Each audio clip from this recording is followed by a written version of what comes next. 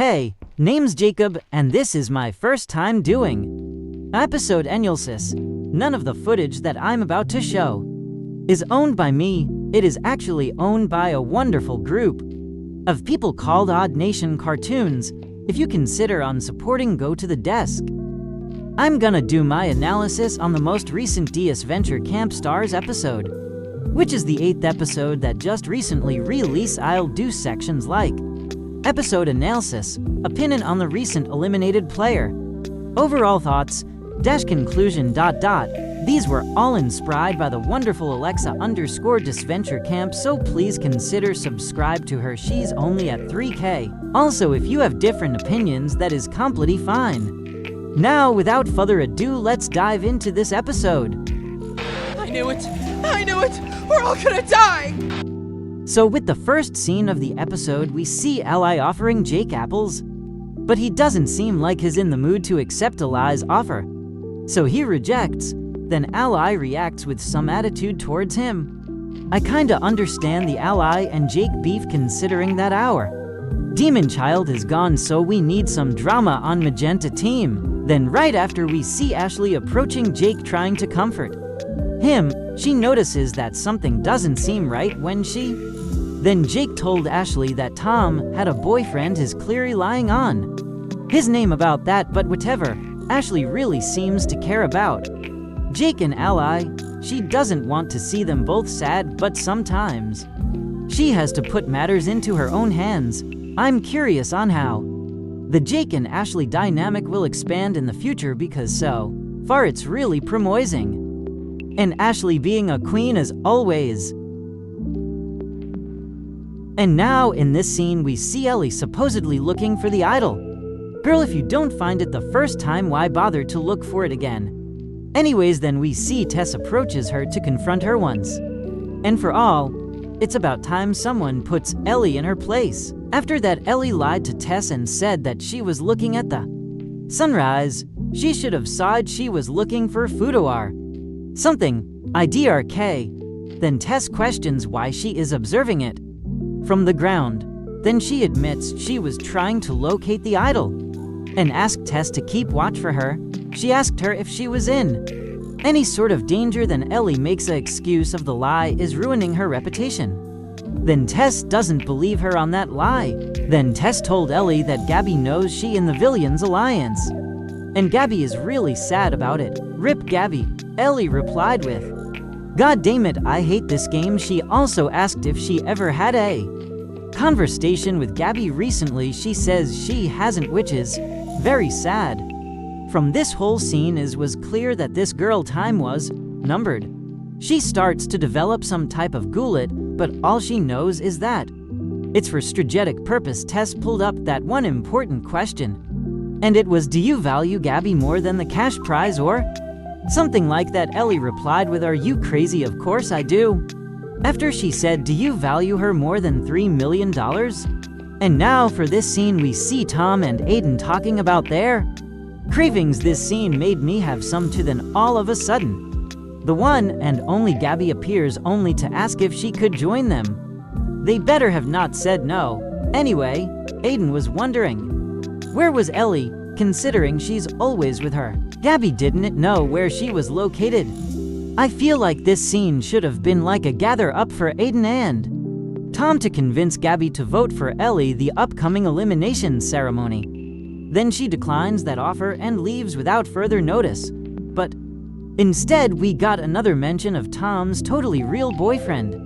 Don't worry guys, I'm being sarcastic. We then had Gabby freak out about the news of Tom having a boyfriend. She asked what his name and gender was. Then in the most awkward way, Tom exits the conversation by making up a last-minute excuse.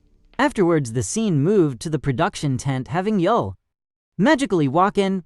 This might be their last time interacting with one another, considering that Emily is quote-unquote fired. I generally hope she isn't, or otherwise she won't be important. Will be a bland character for the rest of the season, unless she exposes all the confessionals, which might cause tension with one another, but I doubt there will be a lot of drama surrounding that. We also had Emily saying, let her lick your spicy abs. I literally Love the reference considering it's like Tam like Yul and his spicy abs ... and the amount of times Yul said the F word in this scene alone is crazy.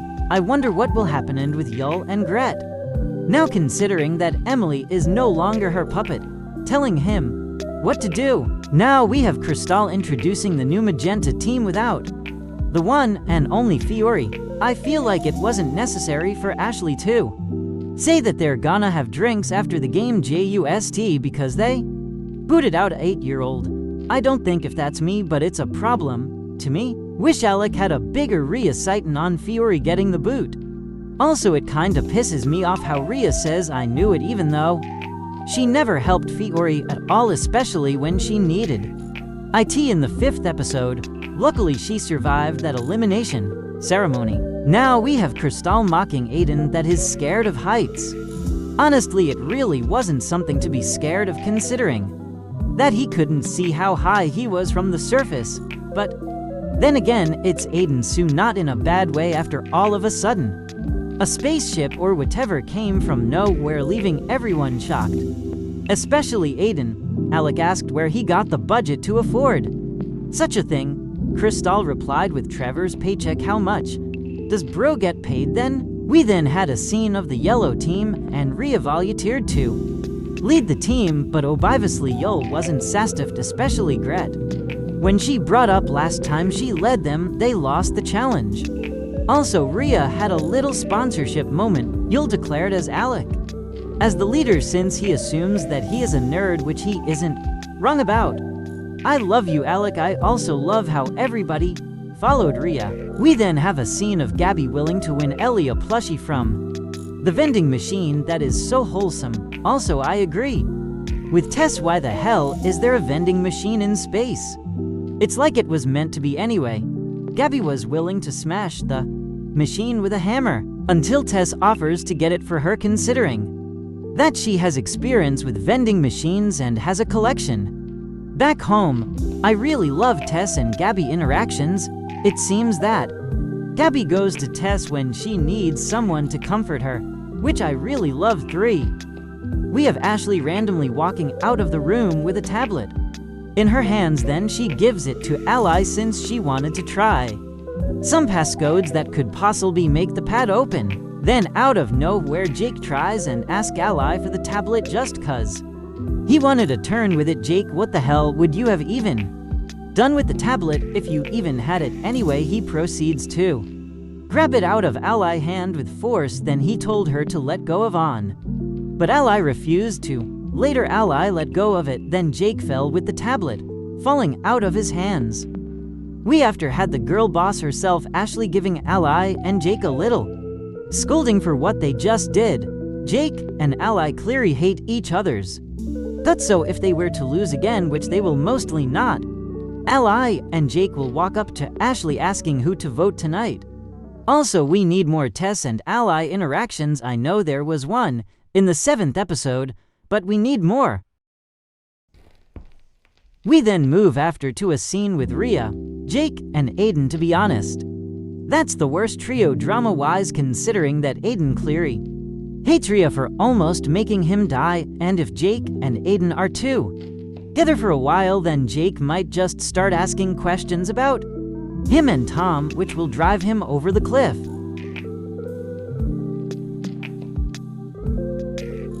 Also, I love how Rhea did absolutely nothing to help with the ladder, and she still manages to go up it first. I mean, the least that she could have done was place it.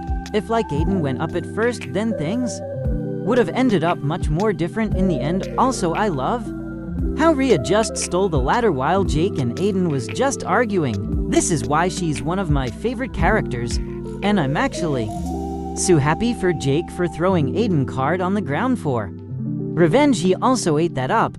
I mean, it's only karma for doing it to him. When Aiden took Jake Bird in the 2nd episode, he made me so angry. I don't know why. Also, you're telling me that all they had to do was move the table near the wall, then jump it. Also, why the hell were there just a card laying on the ground? Should have at least placed it on a table or something. Yes, I know it was used to open the door. Gabby thought that the impact on landing would have been more Higher, to be honest, I'm not really surprised it one's taken place in the actual space. I knew it! I knew it! We're all gonna die! Now to the next section of this video. My overall thoughts on the most recently booted player. I personally don't have a problem with Ellie getting the boot this episode, considering it that it was really Obivis, and if any of that team were to get the boot, it would be Ellie. But the problem is that they're getting rid of the most intersetting players, but they hardly even cause that much drama. And yes, I'm talking about Ellie and Fiore. I'm not trying to say that the ridding this season is problem or anything, trust me, it really improved 3, but I kinda have a problem with the elimination order. I just feel like Ellie could have offered a little bit more to her storyline, but they decided to keep her the way she was. I personally think that she could have caused some tension on her team before she got the boot, then the Cyan team wouldn't be really boring drama-wise. I'm really hoping Gabby carry on Ellie's legacy, since she probably will be pissed with Aiden, Tom, and Tess with them voting off her girlfriend, but I don't understand why they would boot out Ellie without her causing any drama on her team. I feel like she should have kinda overreact during her elimination, but I'm glad she didn't. I also agree with Tess, this game isn't healthy for her. Also, I love how Gabby is always loyal to Ellie no matter what she does to her. She is actually so real for that. Also, I'm curious, after the game ends, how Tess and Ellie relationships is gonna hold up. Is she gonna be pissed to the max with her, or is she gonna understand her decision and leaves that behind the past? But to be fair, Ellie could have made up a lie about Tess like she did with Lake, and Tom probably would have think it was true like he did with Lake's elimination. Maybe she could have said that Tess wants him out or something. Ellie defiantly could have saved herself this elimination ceremony, but she just decided not to. Maybe should have told a little lies here and there, but I guess she just trusted Tess on the vote tonight. The scene with Ellie and Gabby was so sad and wholesome. I wish they had more interactions during the 8th episode before Ellie got the boot. Ellie probably could have asked Gabby to help her look for the idol, then she doesn't find it. I knew it! I knew it! We're all gonna die! For my overall thoughts, I give this episode a 8/10. It was actually one of my favorites so far. Obviously, the musical is my favorite, and it's really hard to beat. I really like the space theme challenge they had for this episode. It was so fun to watch and see what everybody were doing in the actual episode inside of the trailer teaser. I do think the challenge could have went on a little longer, but it was good.